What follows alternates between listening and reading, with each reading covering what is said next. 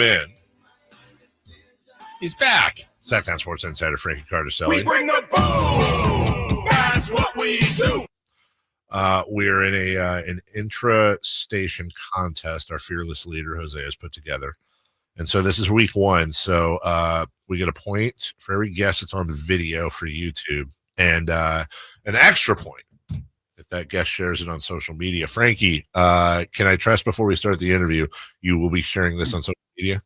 Yeah, Verlot actually already asked that question, and I was very caught off guard. But I remembered. And but also, Are there rules for interstation interviews? Like, are there rules against that? Nope. Like, Nope. You're a guest, dude. Yeah. Okay. You're a guest, bro. Well, then I'm happy to help. Obviously the show that I'm mostly assigned to cutting and sharing. Only fair that I pump you guys up a little bit. Yeah. And you know what? Also, pump your own brand up, Frank. You're a dad now. True. Yeah, if you hear a wailing, screaming baby in the background, that is the smooth sounds of Frank Jr. going through his morning routine with my dear wife, who still has about a month of leave to go. So we're alive, we're living here, and Frank Jr. is definitely kicking. I thought we heard those sounds on Friday night at the game.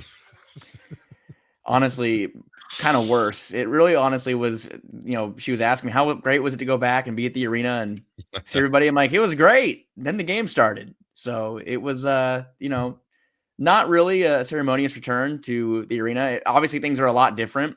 I've been gone for about a month. And I think when I left, the Kings were kind of on the upswing and kind of coming off that 7-game winning streak. And the drama kind of started happening really around the week that I went out, and people kept kind of texting me saying it was my fault. And, Frank Jr. is being born into, it's only fitting that I was born into a world where the Kings were kind of in dysfunction and a bad place in the 90s. And Frank Jr. is going to be in a similar place now too. So it was kind of, I don't want to say, nice to watch from afar and kind of not have to be as involved. But I was telling Brendan and our buddy Matt George that even from like a quote unquote fan perspective or from just being removed from it all, it still is just a train wreck just to watch how things have unfolded and how quickly things have spiraled kind of in comparison to where that 7-game winning streak was and how things kind of seem to turn around.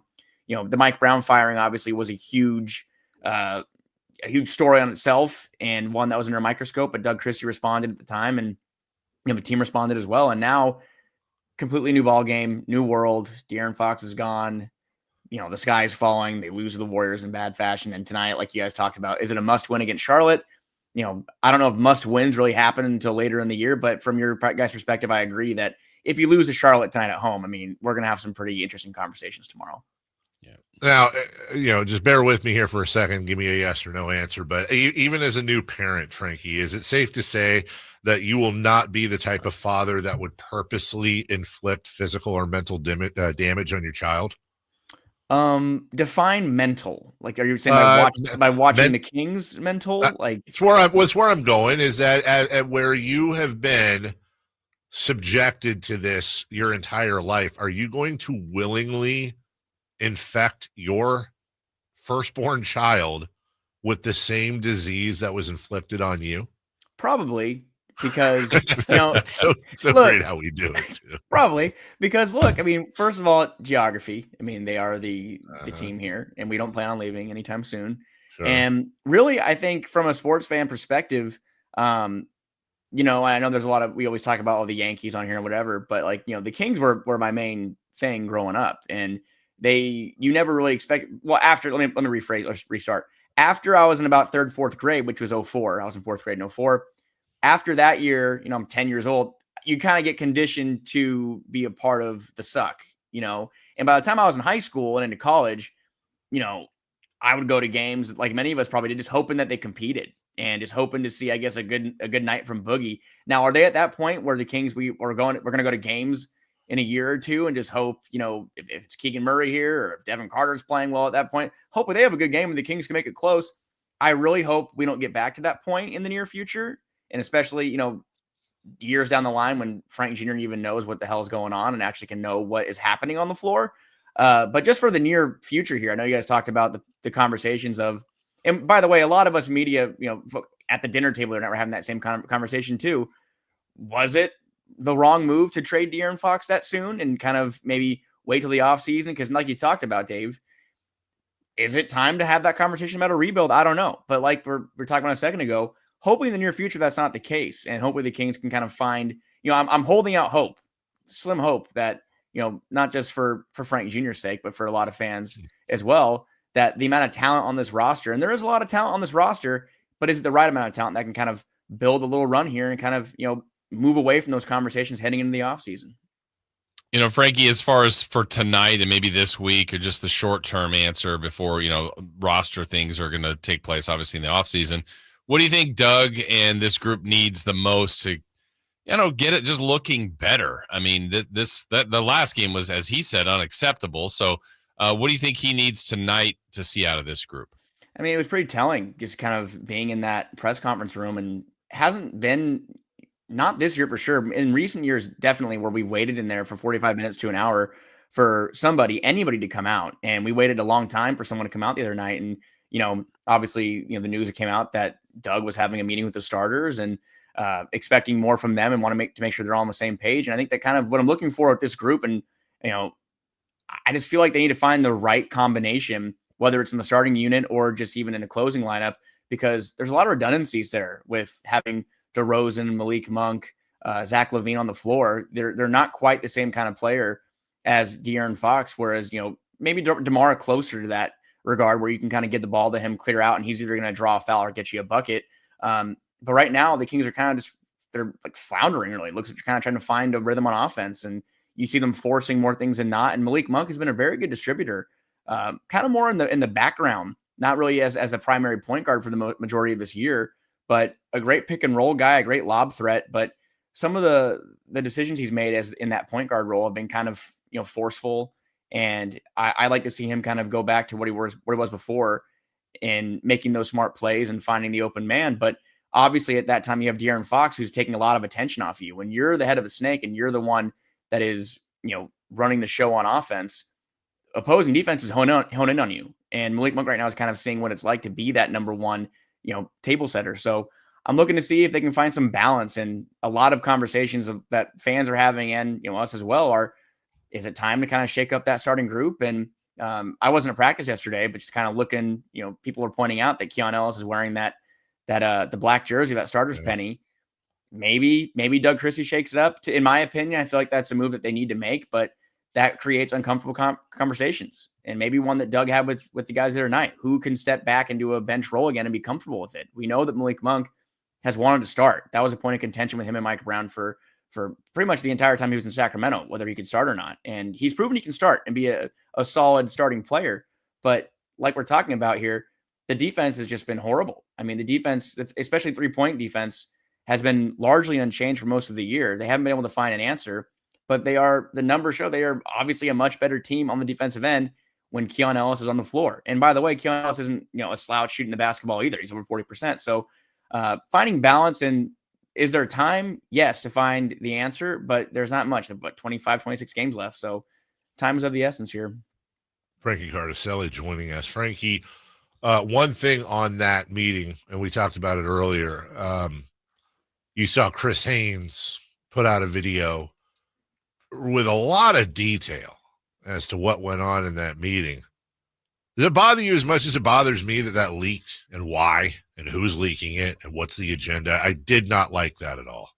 Yeah, I think it unnecessary. And I feel like if it's from the organization, from the standpoint of you want the fan base to know that, we see what's going on, we're working on it, we're working through it. Like, I think that kind of goes without saying. I think that, as frustrated as fans are, I don't think the majority of fans think that the Kings are just kind of, hanging their hats up for the day and just heading out and calling it a night after a game like against Golden State. Obviously there's conversations happening, but, I just feel like it was very pointed that they wanted to make it clear that this is happening and that they are trying to work on it and find answers. And, maybe if that was, November 20th or, around Christmas time, sure, that makes a little sense. Like, you're working through mid-season changes.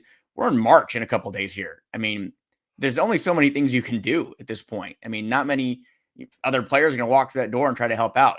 They signed Markelle Fultz to a deal, and we'll see if he plays a little more at some point down the stretch here. But really, the deadline is gone. De'Aaron Fox is gone. and you're going to have to bank on some real internal improvement here. And is there enough time? I mean, people are pointing to the All-Star break as well. You get one practice, and that's pretty standard for All-Star breaks. I mean, players need to recharge, and they got 1 day in, which I think that's matches the amount of practices they had before, dating back to February 6th, before, Levine and Valanciunas and those guys could get in here and get acclimated, LaRavia.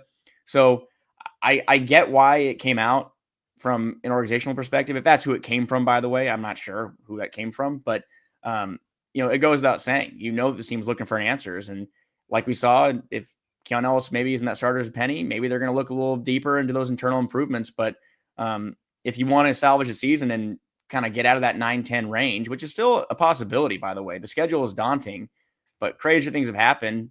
You have to start kind of tinkering with things and look for answers there. You can't just kind of hope that, people always point to the definition of insanity, doing the same thing over and over, expecting a different result, which apparently isn't really the definition, I think, is what was also, pointed out. But they need answers, and we know that they're looking for them. But again, March, it's March in what, 4 or 5 days here? Is it leap year? I don't think so. No, not this year. No. Yeah, Frankie, you were saying that we don't know yet if Keon would be in the starting lineup, but you thought that might even be a move that would make some sense. If that is a move that Doug and the coaching staff elect to make, what would you do there? Who would he go in place for? I've long said that I think Malik Monk is a great player in a starting role, and he's proven he can be that guy. And now it kind of makes a little less sense. That was the conversation I had more with Fox in the fold. Now there's no point guard, it's a little harder, but I still think that having him be that guy in the second unit is what made this team so successful over the past 2 years. And when Mike Brown was here, he constantly compared him to Manu Ginobili and Andre Iguodala and those guys that have been on 6 men on those really good teams in past years. And obviously those are players from dynasties, but Malik Monk really was that kind of player that was a difference maker for this Kings team. And they haven't really been able to replicate that from a bench perspective. And Keon has looked a lot better in a bench role, but you have DeMar DeRozan, you have Zach LaVine now. I think you can get enough offense from that first unit, especially with Domantas Sabonis out there as well. And maybe having Malik Monk in the second unit can kind of also create opportunities for Keegan Murray to get more looks, who has been very passive in his opportunities in the starting unit. So it kind of decreases some opportunity for Malik Monk, obviously. And I don't know if he will be a fan of that, but I don't know how you can look at someone like DeMar DeRozan, who is a veteran and is seemingly the popular name among what I see on social media and just hearing from fans, that he's the player that people want to move to the bench the most. But I feel like having Malik Monk in that second unit really would bring a greater sense of balance. You can kind of have Zach LaVine and DeMar DeRozan kind of bring the ball down, or even Domantas Sabonis in certain situations. We know that he likes to do that on the break, especially, and set up the offense. But I don't know if Malik Monk would be a fan of that after fighting to be in a starting role and now being in one, and the numbers reflect he's been decent. But as we've seen with this new look and this new lineup, the turnover numbers have gone up. I think he is nearing 4 per game over the past 6-7 games. It hasn't been quite the same as when De'Aaron Fox was here. So maybe they can find a rhythm there as well, and maybe it does make more sense to move DeMar to the bench. But to me, it's always been Malik in the second unit is what made this beam team the past 2 years. That model of that per se beam team successful. And I'm not sure if that's quite what's going to happen, but something's got to give. Someone's going to have to go to the bench at some point, I think. Last thing for you.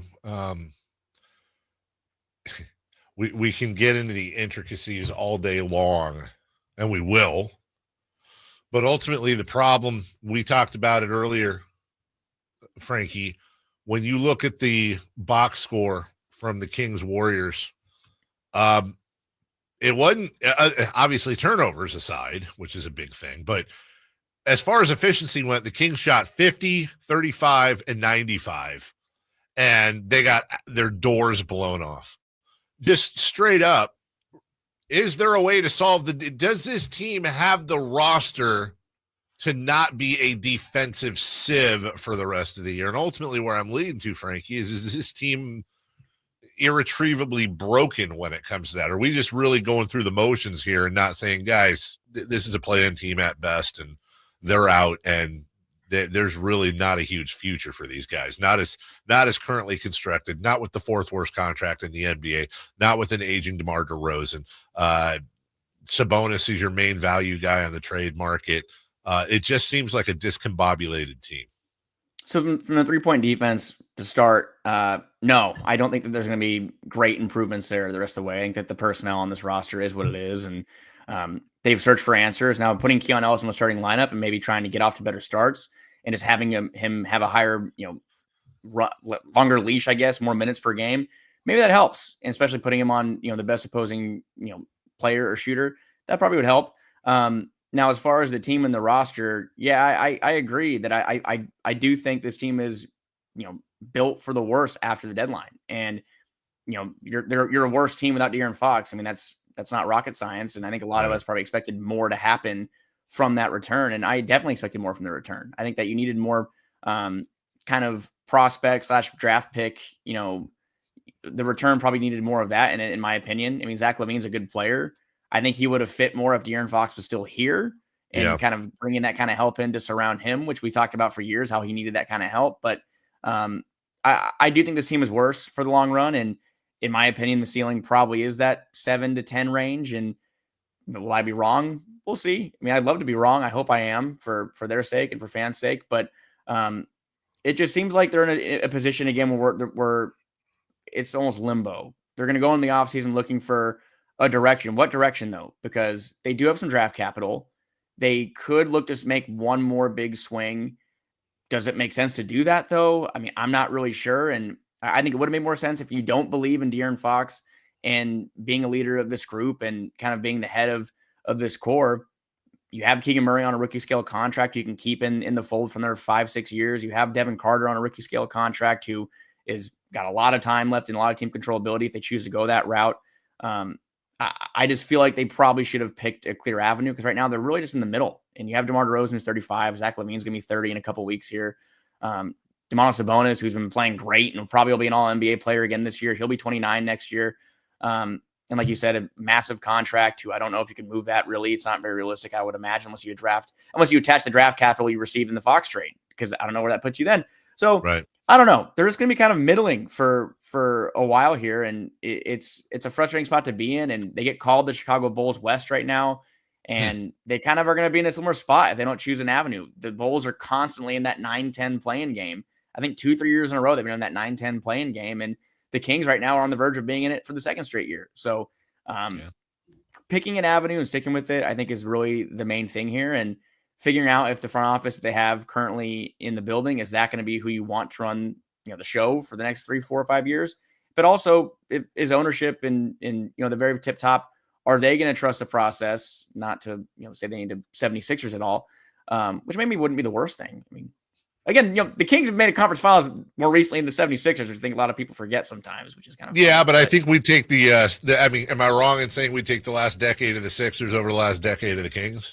100%. Playing in multiple competitive playoff series and playing a winning brand of basketball. And it's been fun to see the Kings play a quote unquote winning brand of basketball, which is, finishing with more wins and losses. That's been great to see. But, I think Boogie had those comments recently that the Kings really wanted to make the playoffs. And I don't think they really planned much more after that. And I gotta say, I kind of agree with them. Like they got that first round series in and it was great. The team seemed like it was set up for a real run with some youth. And somehow here we are, February 24th, 2025, and De'Aaron Fox is gone and the team is nearing under the 500 mark again and no clear direction. So it's a bummer that we're here, but now we got to see how they fight out of it or if they can. I have low expectations. That's just how I work. But who knows, guys? Who knows? Who knows? Do you think the fan base? I put out that poll that we talked about earlier, where it was like 73% of 3,200 Kings fans do think it's time for a full-scale Oklahoma City style rebuild, which is unfair to say because it also could be a Philadelphia rebuild or whatever. Others that don't work. Right. It's the first time I've gotten a positive response as opposed to a negative. So over 70%. I worry that ownership in part doesn't think the fan base would support that rebuild. Do you think they would? Would the fan base support it, or do I think ownership would? Oh, I don't think ownership would, but I think one of their worries so. is, Oh, by the way, I was just looking over the last 8 years, which I think is about the Sixers. I think I got that timeline right. The Sixers have won the 4th most games in the NBA. It's an interesting thing because they're going to go through this whole thing and probably not win it, almost certainly not win a championship. But God, that's with drafting Fultz over Tatum. That's with drafting Ben Simmons as number one. And I think you don't make the argument that the Sixers rebuild was better than it should have been, considering those massive 2 dumps they took at number one. Well, and Embiid missing 2 years and just been as injury plagued as he's been the past couple of years. They squeezed every, and maybe he'll come back from a surgery again and be the MVP player he was, but they squeezed every ounce of prime they could out of him. I get the human emotion, dude. Like, okay, so I'm about to get braces, right? And I've been putting off getting braces forever, partially because I don't want to wear braces for 2 years. But then I'm sitting here now and I'm like, dude, I could have had my braces off for like 4 years and I would have gone through the pain and lameness and even more lisping, but I'd be sitting here with perfect teeth had I just put it in. I feel like rebuilding is almost like wearing braces and headgear for the fan base. Like, you don't want to do it. You don't relish it. You know you're going to have years of looking stupid in front of you. But in the end, you're going to come out almost certainly better, worse for the wear, whatever that term is. That's not it. It's a tough thing to embrace, but I just feel like we're on the hamster wheel right now. Yeah, I think it's harder to sell to, definitely. I think that's the crazy part of this. I think it's harder to sell to the team itself than the fan base right now, because the fan base is, the fan base. When you say the team, do you mean the franchise or do you mean the players? I mean, players, everyone in house. I mean, you can't sell losing. I think that Cam Johnson had a good quote about it too. Like, it's not our job to go out there and lose. It's our job to go out there and try to win. We don't care about the draft picks. We don't care about draft capital or pick swaps or whatever. They care about going on the floor and winning a basketball game. So from a coach's standpoint, player standpoint, GM, even ownership probably looks at it the same way, unless you have other people in the room that are kind of thinking more logistically as far as, look how it's worked for other teams. Like you mentioned, have the Sixers won a championship? No. But, if the team cares about revenue, think of how much revenue the 76ers made from having a winning product and being in, the playoffs every year for almost a decade straight. And TV revenues, things of that nature. If you're looking at it from a business perspective, the team should be thinking about it that way. But the Kings, as we know, since Vivek took over, I don't know if even really in the relatively near, have they ever gone through a full-on blow-it-up rebuild? I'm trying to think back even to back when Weber and those guys were here. I don't think that even 06 counts as a full-on blow-it-up rebuild, does it? No, they've never. Well, I guess it just goes to what's the definition of that to people? Because I still go to, if the best player was DeMarcus Cousins, without a doubt, that's the franchise piece. They traded him. That's probably the closest they've done, and then they set themselves up for Luka Doncic. Yeah. I don't think they have ever done, like, when I think rebuild, it's you are shifting all of your tradable assets for either draft picks, for future assets, future assets and or young future assets that are in the league now, which in turn almost certainly makes you a bottom 5 team for a couple years, which adds more assets to you draft wise, and then you start building through either those drafts directly or trading those picks for future picks. Again, you look at what Sam Presti's done. You look at what Danny Ainge is doing with Utah, et cetera, et cetera. We got to go, Frankie. It's a good conversation. Please do share this on social media. Kiss the baby for all of his uncles out here, and we'll see you next week, brother. Will do. And Dave, look into Invisalign, man. Invisalign might be a good route. I can't use it because of my jaw. I already did. That's how jacked my teeth are. Even Invisalign's like, nope. Nice try, sucker. All right, man. Talk to you soon. Right. See you. Bye. Guys, we'll take a break. When we come back, we got some NBA notes to get to. Also, what to watch tonight before we get to Styles.